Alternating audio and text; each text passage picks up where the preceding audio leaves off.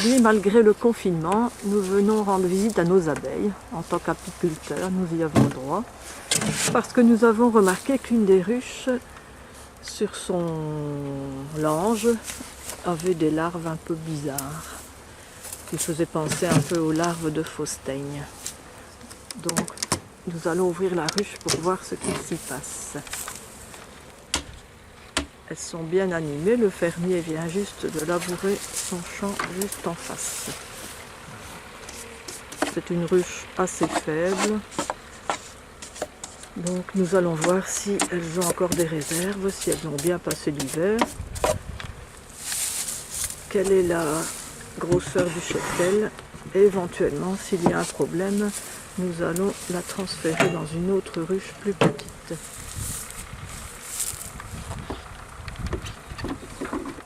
Tu regardes, il y a encore plein de miel. Bon, donc elles n'ont pas faim. Donc là, je vais chercher s'il y a de la fausse teigne en haut. Donc évidemment, je leur fais passer l'hiver sur une hausse de miel, carrément, hein, que je récolte pas. Et je ne mets pas de grille à reine évidemment dans le fond. Comme ça permet aux abeilles de bien voyager. Voilà. Alors là, je vais chercher s'il n'y a pas de la fausse teigne en haut. On va essayer de faire vite. Ah, là.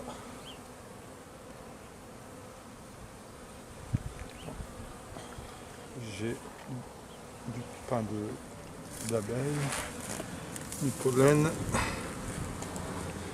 Là, il y a du miel frais. Ah, là, j'ai déjà... Oui, bah, j'ai déjà il y a plein déjà de du larves. couvain, attention, il ne Ouais, faut pas le refroidir, il est couvain. encore assez frais quand même.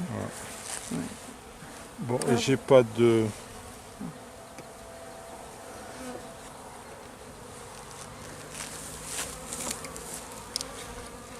La fausse teigne n'est pas vraiment dangereuse pour les abeilles, mais en fait elle se nourrit de la cire. Et ce n'est pas très propre parce qu'elle fait des filaments, il y a les larves qui se nourrissent de la cire. Pour une ruche relativement faible, c'est quand même pas très indiqué. Non, c'est pas très... Hein, toujours des intrus. Elle va se faire envahir par la fausse teigne. Ouais. C'est un papillon de nuit qui pond dans la cire et puis les larves qui sont des chenilles se nourrissent de la cire. Ça c'est un cadre plein de miel. Et on voit le nectar qu'elles ont rentré. On voit bien luisant là. Je sais pas si on le voit à la caméra. Voilà. Donc, elle... Bon, ici en haut, en tous les cas, il n'y a rien. On va voir le bas. Je vais d'abord un peu vaporiser avec l'enfumoir parce que ça tourne. Alors, nous vérifions le corps de la ruche. Ça, c'est vide.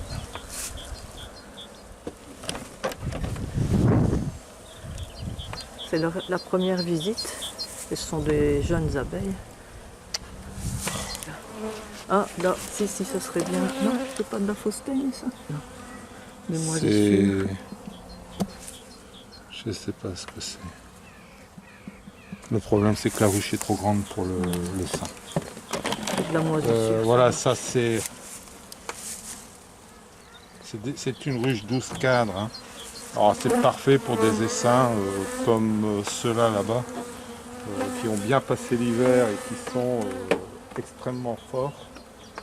Mais pour une ruche, pour un essaim qui s'est affaibli très fort l'hiver, c'est pas l'idéal. Ah, là aussi, on a comme des petites traces de moisissure. Bon, ça c'est les abeilles nettoyeuses qui font pas tout à fait leur boulot, tout simplement parce qu'elles sont pas assez nombreuses.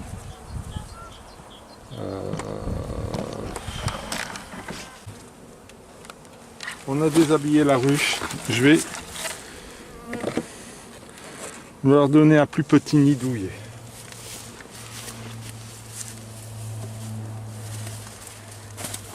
Apparemment, il y avait trop d'humidité dans la ruche pendant l'hiver. C'est vrai qu'ici, on est quand même fort à l'ombre à cause de la haie derrière.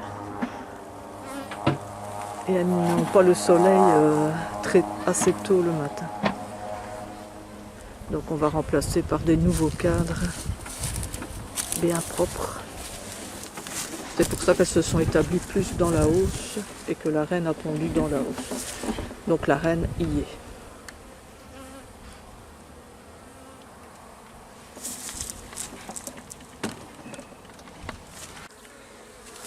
Voilà, ça c'est fait.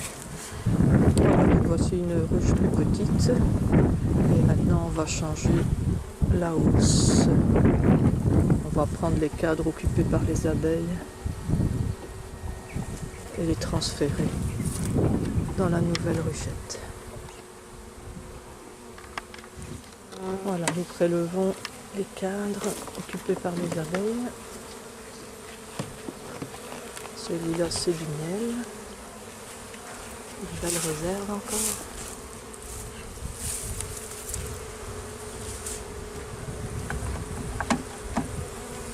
Voilà, ça c'est du couvain.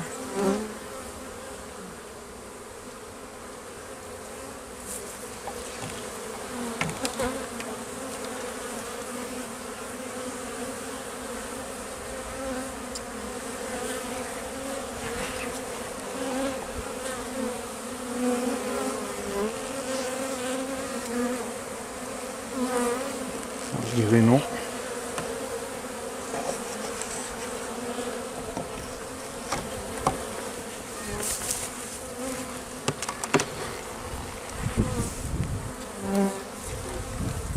Donc c'est du couvain.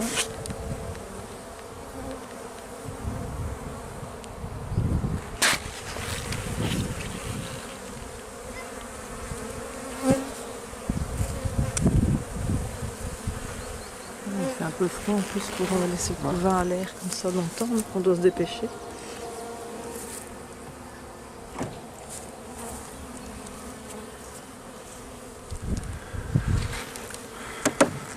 Mais là c'est vrai que c'était urgent d'inspecter après ces larves sur le plancher. On a bien fait, c'est vrai qu'il y avait trop de moisissures.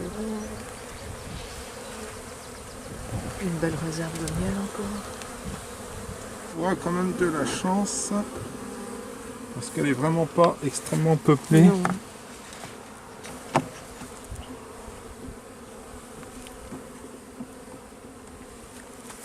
Mais elle travaille quand même, j'en vois avec des petites pelotes de pollen. Oui, mais non, mais elle travaille, ça c'est sûr, mais Elles sont courageuses. ouais.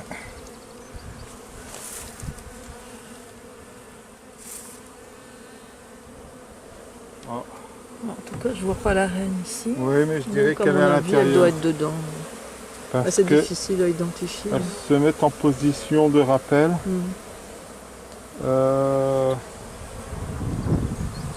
Donc je dirais qu'elle est dedans. Mais On ne l'a pas vue. voilà. J'espère que je ne l'ai pas blessée en changeant. Alors, la nouvelle petite maison.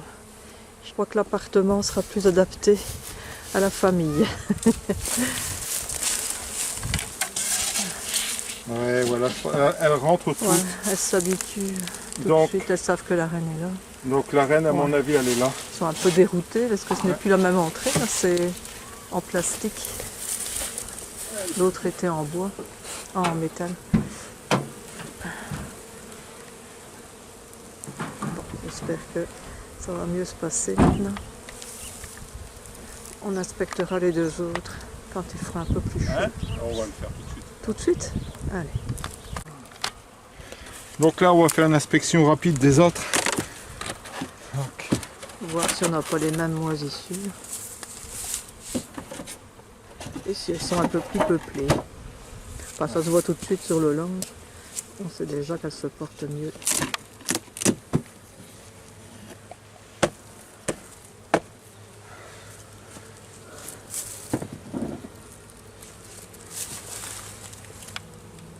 là, il n'y a plus de nourriture, par exemple, déjà. Donc, elles ont bien tout mangé. Voilà. Et elles se situent en bas, pas au-dessus. Ah. Donc là,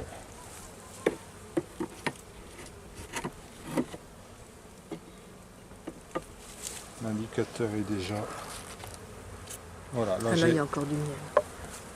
un beau cadre de miel. Elle rentre bien aussi du nectar.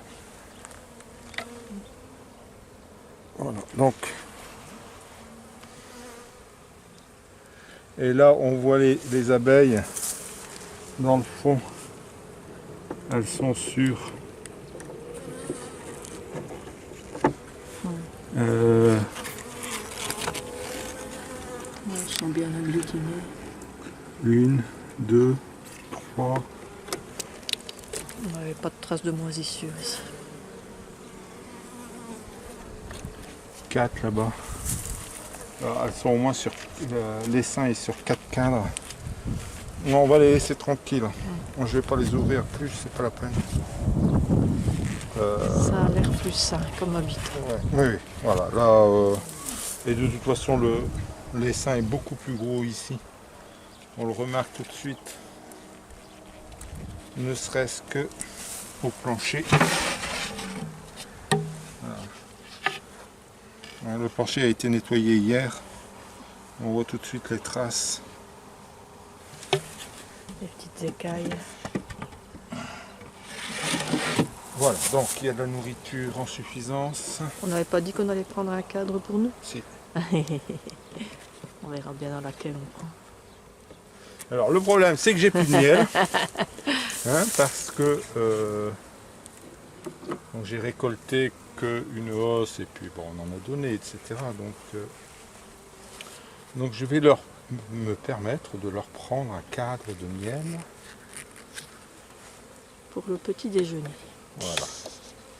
Et puis, en cette période de coronavirus, je me soigne naturellement avec du miel. Visite de la 3e ruche. Et là aussi, tout devrait bien se passer. Donc l'humidité viendrait du fait que les abeilles étaient trop peu nombreuses pour chauffer, ventiler convenablement leur habitacle. Et ça entraînait de l'humidité. Alors ici, on a beaucoup de fourmis Ah oui, sur le toit, un nid de fourmis mais dans la ruche. je pense, il faudrait que je contrôle, mais elles fonctionnent en symbiose avec les abeilles. Et en plus, comme le haut est chaud, les fourmis, elles aiment bien évidemment. Donc voilà. Et en plus, il n'y a plus énormément, donc elles se protègent de l'humidité. Apparemment, elles ne pénètrent pas dans la ruche, elles Non. sont juste au-dessus. Ouais. Parce que sinon, elles iraient manger le miel, ça aime bien le sucré. Ouais, mais non, je pense qu'il y a une symbiose entre les deux, donc voilà. Ouais, donc dans la hausse, là aussi, comme la deuxième, on voit tout de suite que c'est Donc là, j'ai bien occupé par les abeilles. Je vais mettre de l'autre côté pour l'ombre.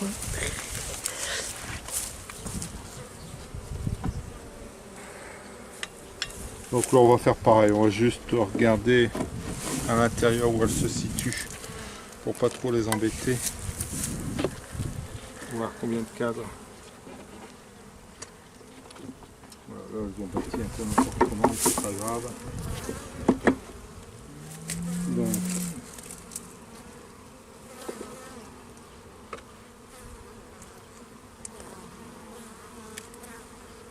oula. Ah oui. Donc là, voilà. Il y a du miel. Par contre, là, j'ai du couvain au-dessus. J'ai l'impression que ça commence déjà un peu. Là. Ah, c'est même du mal déjà. Couvain de mâle. Ouais. Bon, bah, c'est pas grave. Ok. Donc, on est venu pondre dans le haut. Et voilà, là c'est une ruche qui est relativement forte. On voit dans le fond. Ouais, c'est la plus peuplée des trois. Et ici, c'est notre rucher numéro 2, donc ce n'est pas chez nous, c'est dans une ferme. Voilà, puis là on a plein de miel, un cadre de miel plein. Et elles ont bien à manger. Il y a le nectar qui rentre, j'en ai fait couler. Regardez, tout ça c'est du nectar. C'est pas des gouttelettes d'eau. C'est peut-être ici qu'il faut en prendre une pour nous. Ouais, non, ça va. Ils ont de quoi se nourrir. La saison commence.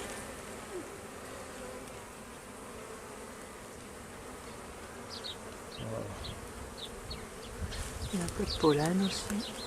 Voilà. Il y a du pollen? Ouais, des petites taches foncées. Il n'y en a pas beaucoup. Ah, je vais un peu les enfumer là. Ça s'énerve un peu, il faut dire que je suis devant la ruche là. Voilà, bon. Donc, voilà,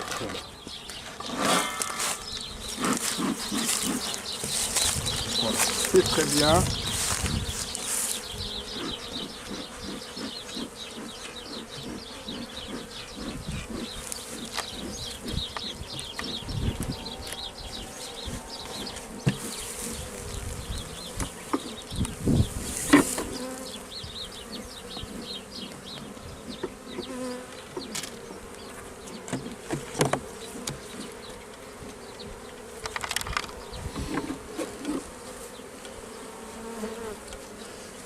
Alors ici on va regarder aussi. Voilà, là il y a un peu plus de débris. Il y a toujours les fourmis. Alors on regarde aussi le varroa si jamais on en voit. Alors elles ont été quand même traitées cet hiver parce que j'ai vu qu'il y avait un peu trop de varroa sur le lange. Donc c'est ceci le lange. Et ici on constate que j'en ai un ici, voilà, j'en ai un là. Je me retire, voilà, ça doit être un varroa.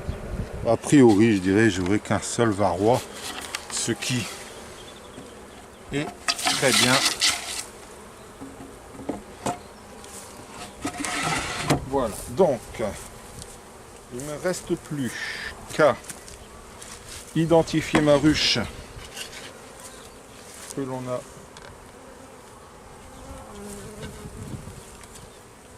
changé.